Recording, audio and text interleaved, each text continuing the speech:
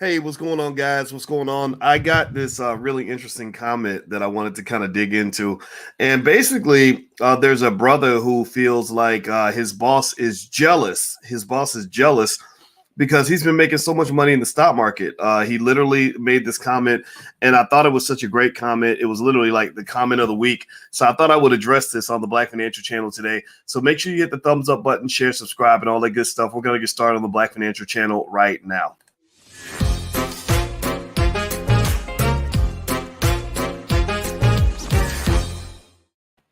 Hey, what's going on? Welcome to the Black Financial Channel. That's theblackfinancialchannel.com. My name is Dr. Boyce Watkins. I'm your friendly neighborhood finance professor. On the Black Financial Channel, we talk about Black wealth. We talk about investing. We talk about making money every single day, sometimes as much as 8 to 10 times per day. I come on here every single day, all day long, because I want you to be as wealthy as possible. I want you to have as much money as possible, and I want your grandkids to be millionaires. And the only condition is that in order for you to be here, you ain't got to be Black. It's okay. We don't hate anybody.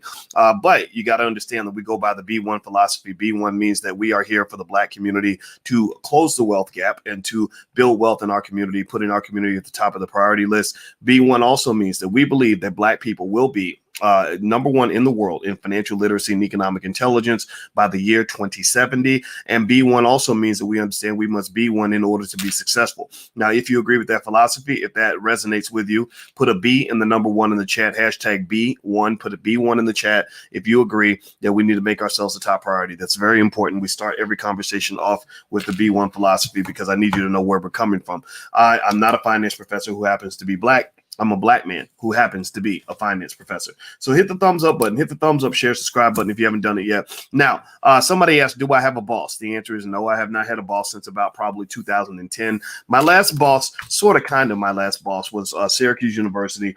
I didn't really have a boss because even the dean of the business school, I was on the faculty of the business school of Syracuse, and even the dean couldn't tell me what to do. So really, I didn't have a boss. I kind of had a boss, but I didn't really have a boss. And that actually created a little bit of a power struggle. I remember one time I wanted to set a meeting with him, and my assistant called him, and he said, I'm not talking to your assistant. I'm not talking to your assistant, because they weren't used to a young Black man having more power than the old white guys in the building. But I had power. I was known all over the world. My work was having an impact globally, and they couldn't stop it. Can't stop, won't stop. Ain't nothing you can do to stop that train because it was going to happen anyway. So with that said, the reason I brought this comment up, the reason this title is actually in the video is because I got a comment from somebody named Skywatchers, and I put it on my Instagram. My Instagram is The Real Boyce Watkins. Follow me if you want to be Black and intelligent. If you don't want to be intelligent, then don't follow me because I'm going to end up having to block you. But if you want to be Black and intelligent, follow me on Instagram at The Real Boyce Watkins. And so basically the comment says this, and I thought it was great. It made me laugh. It says, my boss started hating because I had more in my investment bank than him. LOL. Right. So this person says basically his boss was jealous because he had more money in his account than his boss. Now, this is not uncommon. This happens a lot, actually, in the B1 space. The B1 space is where we actually defy the laws of economic physics.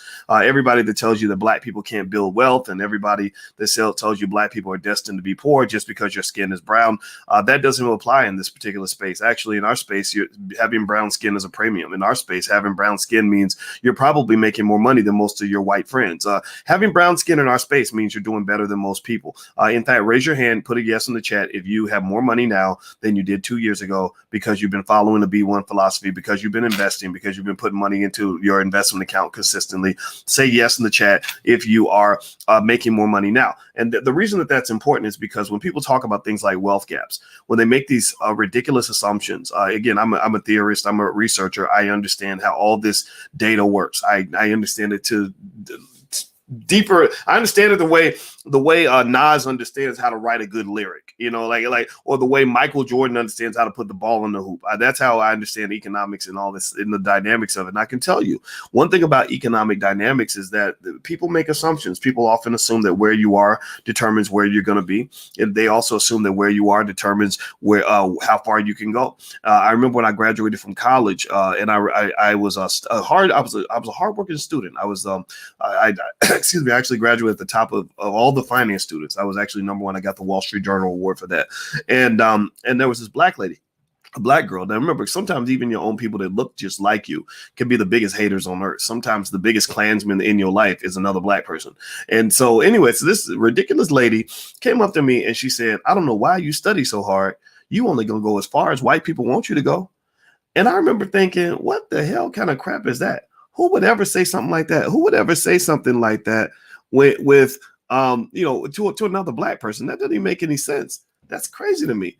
And so anyway, so when she said that, I just kind of said, well, maybe you could speak for yourself. Like maybe that's as far as you're gonna go, but I'm gonna go as far as I want to go, because nobody's gonna slow me down or stop me. Like, do you think white people are magical? Do you think that they have some sort of like fairy dust in their asses that makes them just naturally better than you? I mean, you really have bought into this white supremacy thing pretty well. A white man doesn't have to be racist to oppress you because you've already oppressed yourself. Right? He doesn't have to tell you to get to the back of the bus because you're looking for the back of the bus. You get on the bus saying, "Where the back here, boss? I need to go sit in the back because that's where I got to be." Right? So sometimes that oppression can be very natural, where we sometimes believe that the natural order of things is that a black person is supposed to have less wealth than a white person. Again, in this space, that's not true. That a black person is supposed to make worse decisions than a white person. That's just not true. Or that a worker is supposed to naturally not make as much money or not have as much income as his boss. And that's not naturally true. There's nothing about being an employee that says that you're supposed to have less money than the manager who manages you. It's not about how much money you make. It's how much money you keep. It's not about how high your income is. It's about how high your wealth is becoming. And so what you do with the money is a greater determinant of where you end up than how much money you make. It's like basketball. You could give me and Michael Jordan a basketball, and he's going to do more things with that basketball than I am. A millionaire, for example, people that become millionaires, they have the same 24 hours a day in their life that you have. They just do different things at that time. They're thinking differently. If you watch their life and watch it closely, if you ever want to be successful, go in and ask a really successful person to allow you to follow them around for a couple of days. Like that's just, and then I want you to pay attention to all the things they do that are different or foreign to you. I want you to really pay attention, because what I tend to find is that people who just have a great life end up just, their whole day is very different from everyone else. They get spare time. They invest it differently from everyone else. They get a couple extra dollars. They do different things with that money than other people. They're thinking about things differently from other people. So mindset is huge when it comes to wealth building. So this idea of the jealous boss, so I was reading this quote, and it made me think about a couple of things. First of all, before I move on, do me a favor, hit the thumbs up button. Please hit the thumbs up, share, subscribe button right now. Everybody right now, thumbs up, thumbs up, thumbs up. Please do that. Whatever platform you're on, share it. If you're on Facebook or something like that, just hit the share button and share it around. Whatever you can do. Also, if you want a free copy of my book, It Takes a Village to Raise the Bar, it's totally free. Everybody can have it for free. Over 100,000 of you have seen this book, and it's a valuable blueprint in terms of what my vision is for the next 50 years. I don't really care about 2021. I'm thinking about 2051, 2061, and 2071. Because one thing you understand about wealth is that wealth is built through time, that people who manage time most effectively tend to build wealth. Those who plan ahead build wealth. China has a 50-year and 100-year and 200-year plan for their people. So the question I ask you, all of you in here, is what is your 100-year plan for your family? Do you have a 100-year plan? Do you have a 50-year plan? Do you have a generational plan? Because they say that poor people plan for next Friday. They plan for the weekend. They said middle-class people plan for the next 10 years. And rich people plan for the next generation. So are you planning for the next generation? First step to becoming rich is to act like a rich person, right? Not that they're better than you, not that they're special, not that, again, they don't have fairy dust in their ass, so there's nothing about them that makes them better than you. They're just like you. The difference is that there's a little bit of a difference in terms of how they use what they have, right? I'm talking about the people that become wealthy, that actually start with nothing, that start as poor as a lot of us did. And raise your hand. Let's just, so we can make sure that people don't get into this nonsense about this being elitist, because I'm asking you to be at your best. Some people make that false assumption. They make this false assumption that we're being elitist, like somehow black people don't deserve to be elite, like we don't deserve to be special, we don't deserve to be excellent, we got to be dusty and crappy and losing, right? But how many of you, raise your hand, started off poor? How many of you started from the bottom, now you're here? How many of you remember growing up without enough food in the refrigerator? How many of you started off with nothing as kids? Like literally Christmas would show up and you'd just be sad because you got maybe a stocking with a walnut in it, right? How many of you grew up with like just where you can remember like, damn, man, like money's tight. So when I get older, I want to get some money because I don't like this feeling. How many of you have gone through that? That's very traumatic. It's a very terrible feeling, right? So I want to make sure that people understand that. So because what happens is that when you're talking different, people want to make evil assumptions about what you're trying to do, right? Because I've seen that this week where people are like, oh, well, you're being elitist because you're telling black people to be excellent. No, that's not elitist. That's called being black. You just don't know what being black actually is. So people come over and they'll be like this person here says, mama's cooking. Well, again, mama, you go in there and you cook with mama. Daddy's over here building. So you go with mama. I'm gonna go with daddy. So daddy will be building while you and mama over there cooking. So I'm gonna go ahead and put you out the chat, because I can already tell that you're a negative person. So we don't want that over here. All right, so you're gone. Everybody say goodbye to the Negro naysayer that I just blocked out of here, because Negro naysayers have no place in this space. All right, so with that said, moving on. Here's the thing that I picked up on with that whole comment about my boss is jealous because I make more money than him. That jealousy, first of all, I'm really fascinated with jealousy as a concept, because one thing I've learned, and this is just a little tip for anybody, the less jealous you can be, the more you can put a grip on your jealousy, the healthier you'll be mentally and otherwise, the better of a person you'll be. Jealousy never works for you. Jealousy never makes you a better person. If you're a man and you're jealous because some dude looked at your woman, just try to be a better man. Do not show extreme jealousy, because I'm telling you, jealousy makes you look small. Jealousy does not allow you to really shine your light. Jealousy does not help you become your best self. So jealousy was something as a young man, I took the time to study jealousy, on how to manage jealousy, so that I wouldn't become tiny and weak and small in the face of jealousy. Like I practice that to this day. You know, I've seen so many men look at my wife, and she was the prettiest girl on campus, and I saw the football players and basketball players all looking at her and everything. And you got to learn how to manage that, because if you don't, I'm telling you, jealousy will have you looking stupid. Do not let that eat you, and it'll make you miserable. Just so that's the other thing too. It'll make you miserable. Now, so here's the thing. First thing I want you to understand about jealousy is that if you are successful, you will have haters. If you are successful, you will have people that are mad about it. It just doesn't matter. It could be your best buddy. It could be your friend. And the other thing that people don't know, a lot of people don't know this. They don't know there's a difference between jealousy and envy. Envy is when somebody just wants what you have. Like you have something and they want to have the thing that you have. Jealousy is when they may or may not actually want what you have. They just have a deep-seated insecurity that is driving their emotional state. So jealous people are different from envious people. I didn't even know this. I was looking this up and I was researching. This is so fascinating. Again, my wife is a therapist, right? So we're into mindset and subconscious minds. Like we're real deep on that stuff. She's metaphysical and everything else, and talks about frequencies and vibrations, and in addition to all the training, the book training that she has. And one thing about the jealous person is that the jealous person is functioning in a weird space where no matter what you do, they're going to be jealous, especially if they somehow feel that you're outshining them, if you're doing better than them financially or whatever, because your success reminds them of what they don't have, right? They said that jealous people have insecurities where they're constantly thinking about what they don't have as opposed to focusing on what they do. So, for example, maybe with women, maybe a woman with nice curves might see another woman who has, I don't know, a bigger breast or something, and she might be jealous because she's thinking about what that woman has that she doesn't have, right? She's not focusing on what she's got going on. She's looking at what this other lady's got going on that she doesn't have. Like, so jealous people tend to want everything. They tend to want it all, right? So the first thing I would say is that if you're building wealth, there's that Lil Wayne lyric I always like to reference. That actually I don't like Lil Wayne that much, but I do like this lyric. And it says, G's move in silence. And that means when you're stacking your G's and you're making your money, you should probably keep that to yourself. I really encourage you that when you start making money, don't go tell everybody, don't go bragging. Don't assume that all your friends are going to be happy for you, because that's just not the case.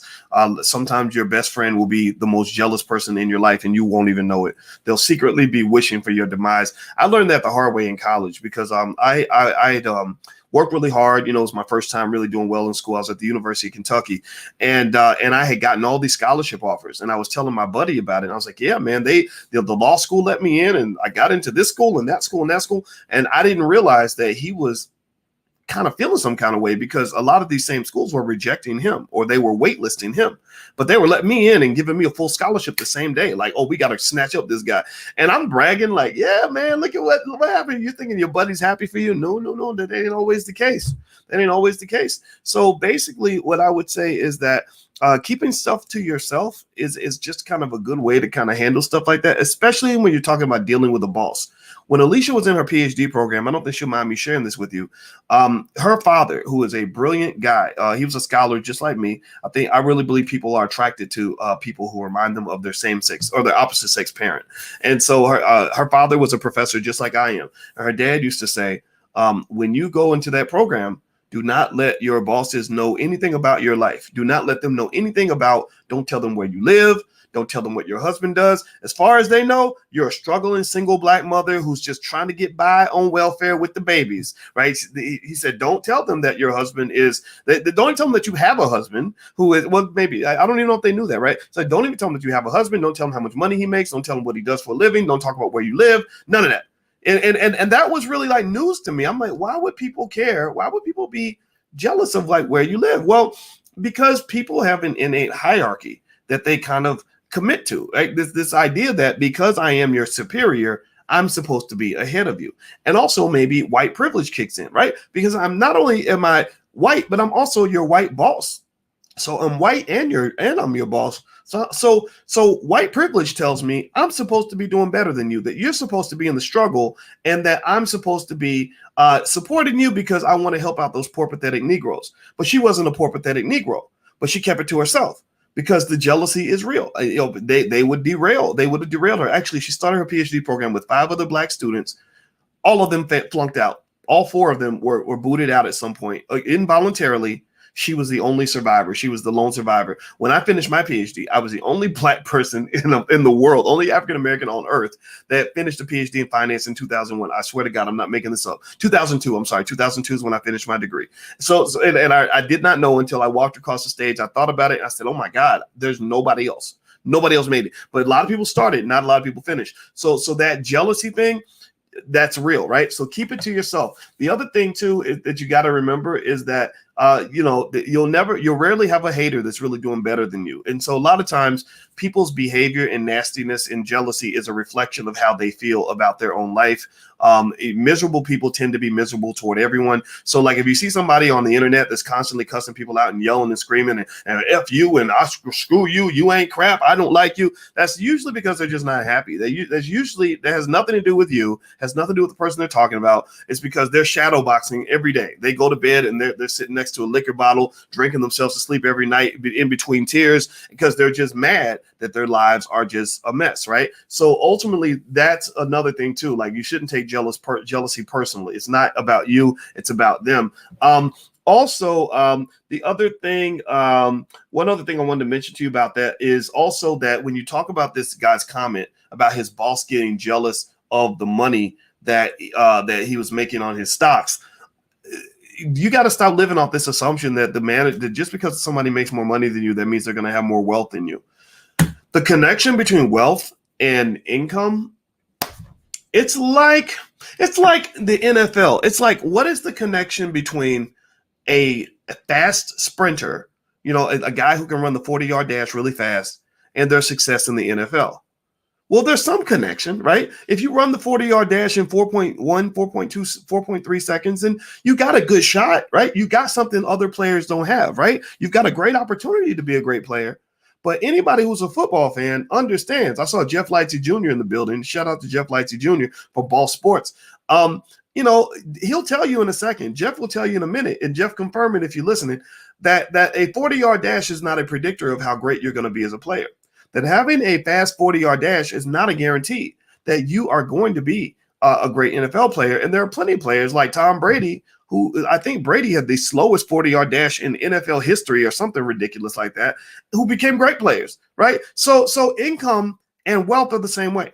Having a high income does not mean that you're going to have more wealth than the next person. Having a high income, in fact, doesn't even mean that you're doing as well as the next person, right? So a lot of people that have high incomes, they waste their money. and they throw it away, and then they're just kind of upset that somebody else is doing better, they're living better, they got more stuff. Well, it's because they did more with what they had than you did. So ultimately, do not ever think that because somebody's the manager or because somebody's the boss, they're automatically going to be doing better than you are doing right now. That's just not true. The other thing I wanted to read to you before I move on, do me a favor, hit the thumbs up button, hit the share button, hit the subscribe button if you haven't done it yet. Also, don't forget, if you have kids and you want your kids to learn about wealth, we have Black-owned, Black-created, Black expert-created financial workbooks and flashcards that you can take a look at. The URL is financialworkbooks.com. The URL is right there on the screen, financialworkbooks.com. If you work with your kids on wealth on a regular basis, your children will be better off than other people's kids.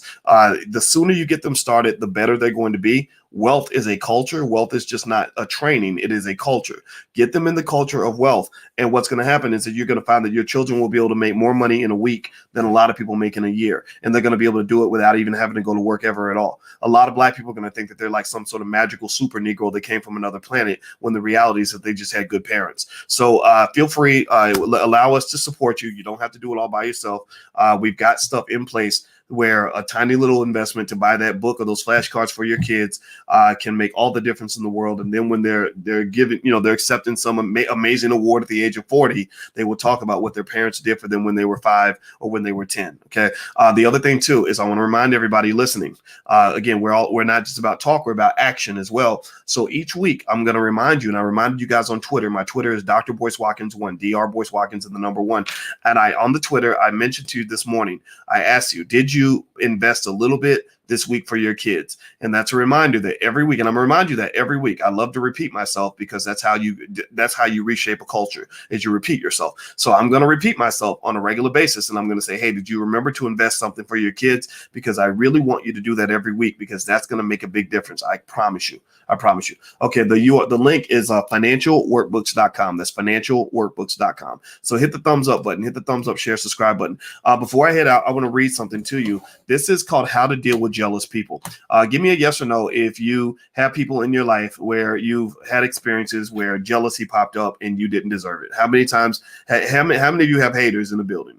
Brag about it. You should brag about it, because haters are a sign of success. Haters are like, flies that are attracted to shit. So when you become the shit, you're going to attract the flies. So how many of you have attracted the flies in your life because you're doing well and you got haters everywhere, and it gets on your nerves and makes you mad, it pisses you off, and because it's not fair, people spreading rumors, people attacking you, people mad or whatever, waiting for you to fail? Give me a yes. Good. Congratulations to Rosalind and R. Conrad and Michael and Cece. Haters are a sign of success. I promise you. If you don't have haters, that means that everybody likes you. If everybody likes you, it's usually because you're losing, because everybody feels sorry for you. Now, with that said, I'm going to read to you how to deal with jealousy. This is something that I think is gold nuggets in terms of having the right mindset. Remember, as you build and you become strong, you want to keep yourself mentally balanced so you don't go crazy, because success can make you crazy, just dealing with the pressure of it and all this other stuff. And believe me, take it as a guy who's had, I've had a little bit of success, right? And I've done some things that are, kind of unique. You have to constantly recalibrate. You have to constantly take in information and process it in the right way, or it'll become toxic to your soul. Like Will Smith actually said, when he became more successful and was dealing with chaos around him and haters and ridiculous people from the hood, like, oh, you just a punk, you ain't keeping it real, right? Whatever. He had to learn how to process that and still be a good person. Because he said that when he started feeling, Will Smith, I never met Will. I talked to his brother Harry for hours at a time. I love Harry. Harry is very smart. That family is extremely smart, by the way. I don't mention it much, but when I talked to Will's brother Harry, we talked twice for 2 hours, and we talked extensively about everything from financial stuff to World War II. I told you guys how I'm really fascinated with World War II, and I watched documentaries about it because war just fascinates me. He was really like in tune with everything. He understood so many things. So part of the reason I believe that he does so well is because his family is just smart. They're not just these average people, and I respect that immensely. And one thing that Will said that I thought was really great was he said that you have to learn how to fend off the predators without letting that darken your soul. Because what will happen is that when you start getting a lot of predators, a lot of chaos, You start to feel like, well, I can't trust nobody. F everybody. Screw these people. I'm not helping anybody anymore. And you can't do that, right? What I'm going to say is I'm going to read to you how to deal with jealous people. So first thing they explain in this article. This article's on thehappinesscoach.com. Thehappinesscoach.com, and it says first it talks about the mind of a jealous person. It says that above all, they spend more time than non-jealous people focusing on what they lack instead of being grateful for what they have. When they hear about the achievements of happiness or happiness of other people they react with a negative viewpoint, wonder why they haven't achieved the same success. So they see you doing, you've got the new car, or you've got the nice house, or you've got the extra money. They're like, well, wait a minute, I work as hard as this person. I'm as good as this person. Like, why don't I have the nice house? Or why didn't I get the rich husband or whatever, right? And so they said their mind will then turn to making excuses about why they failed, convincing themselves that they faced a tougher lot in life. So they'll say, well, the reason that you're doing well, how many of you have ever heard this? Some of y'all in here have money. I know you got money because I know y'all been investing, because that's what we've been talking about for years. How many of you have had people that literally will make a stupid assumption that you were born with a silver spoon in your mouth? Like, that's why you got money. You got money because, well, you don't understand what it's like to struggle, or you ain't never been through nothing, and you ain't never known what it's like to be poor. I hear that all the time. And I just kind of laugh about it, because I'm like, I know more about being poor than you do. That's why I chose to not be poor anymore, because I understand what it feels like. I don't like it. I didn't like being poor, so I fixed it, right? When I lost weight, there were people who made the assumption that I never knew what it was like to be overweight. And I'm like, no, let me show you pictures of me 4 years ago. I just got tired. I got sick and tired of being sick and tired. I got sick and tired of being fat. That's why I ran the marathon, right? I was like, I got to check. I wanted to grow. Michael Jordan, again, maybe not the perfect guy, but he's the greatest basketball player that ever lived. One of the greatest anyway, one of the top 2 or 3. Michael Jordan, said that if you stop growing, you start dying. So in your life, you always want to grow. You always want to evolve. You always want to say, what's the next mountain I can climb? What's the next transformation I can go through? And that is really, to me, what makes life really, really fun. When you can say, I can see where I am different now than I was in 2017, and I was different then than I was in 2013, right? If you can keep doing that, and I'm going to be different in 2025 than I am right now, that's a fun process. That's a very fun journey. But it's done with intentionality. You must be intentional about who you want to be. So they said that also the jealous person, some people genuinely do face more difficult circumstances than others, but there's no reason to compare your opportunities and privileges with those of someone else. A jealous person might even turn to negative, spiteful comments either in their head or out loud. We all know that person who constantly criticizes others and moans about how their stupidity, ugliness, or unpleasant personality means they don't deserve the opportunities they've received in life. So one of the things they said about jealousy, dealing with jealous people, is 1, always stay positive. If someone's jealousy has made them hurl insults or hurtful comments at you, it's tempting to retaliate and give them a taste of their own medicine. I understand that, because I felt that way. They deserve it, right? But they said reacting to negativity with more negativity is not the solution. If you're a sensitive individual, you might even find yourself feeling guilty or wondering if you've done something wrong. So the second thing they said is foster empathy.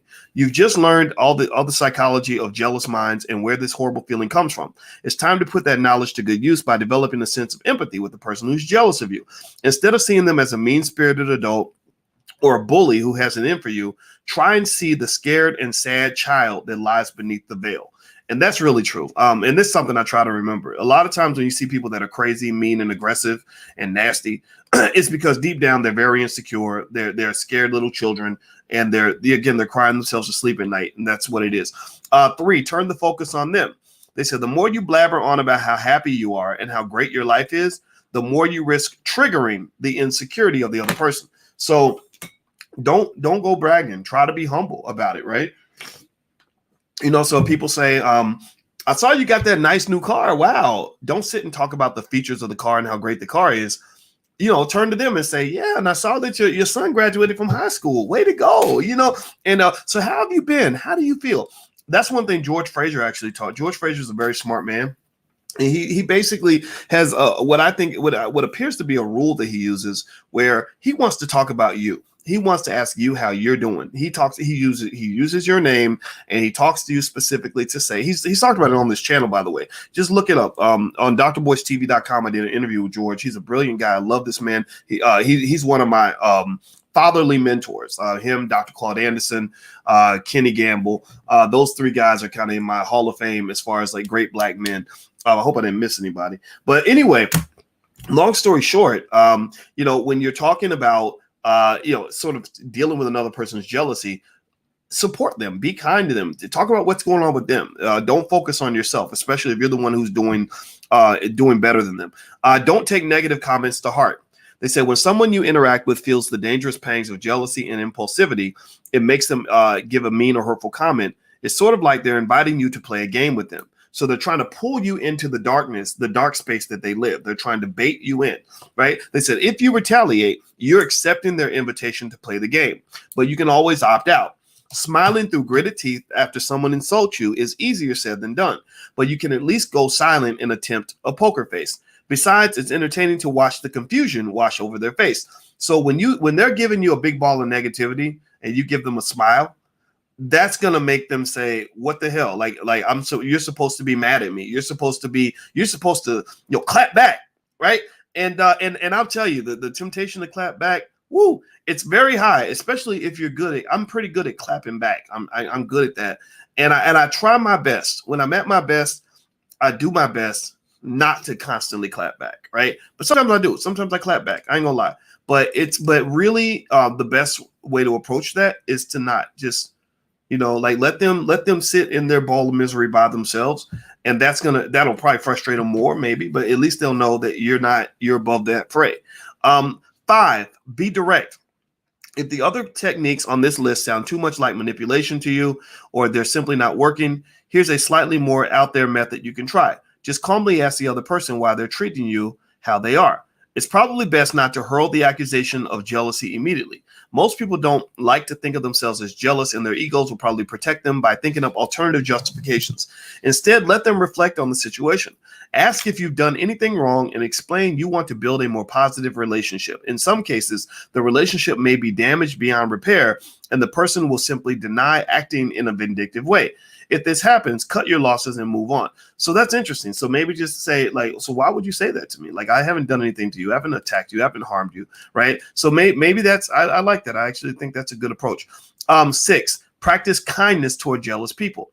Remember, they're the people who need your kindness most of all, because deep down, the jealousy is being driven by some sort of insecurity or sadness that they're feeling. So try to have empathy and be kind to them. That's interesting. And then they said, number 7, you could just walk away. Just walk away and ignore it.